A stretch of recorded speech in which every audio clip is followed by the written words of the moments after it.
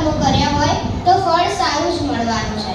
જો આપણે પરીક્ષામાં 100% પુરુષાર્થ કર્યો હોય તો પરિણામની કોઈ ચિંતા કરવાની જરૂર નથી. ત્યારબાદ શ્રી કૃષ્ણ ભગવાન કેટલાક સાંખ્યની વાત કરે છે. તેઓ કહે છે કે એક દિવસે બધું નાશ થઈ જવાનું છે. આજે જે રમકડું તમને ગમે છે તે કાલ નહીં પણ ગમે. એમ શ્રી કૃષ્ણ ભગવાન પછી ભક્તિ અને જ્ઞાનની વાત કરે છે. તેઓ અક્ષર અને પુરુષોત્તમની વાત કરે છે.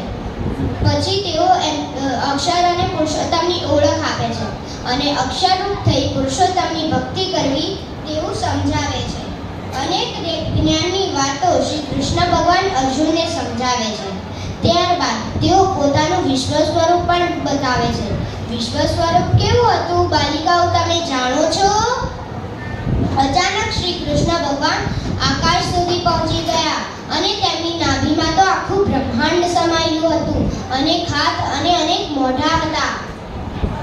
આ જોઈ અને શ્રી કૃષ્ણ ભગવાન અર્જુનને સમજાવે છે કે ભગવાન સર્વ કરતા હરતા છે.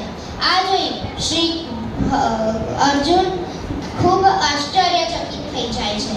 આટલું જ્ઞાન પામીને પણ અર્જુન જ મૂંઝવણમાં મુકાઈ જાય છે. તે કોઈ જવાબ આપી શકતો નથી અને ધર્મયુદ્ધ કરવાનું પણ નક્કી કરી શકતો નથી. શ્રી કૃષ્ણ ભગવાન અર્જુનને અતિ પ્રિય હતા. પોતાના ભક્તની આવી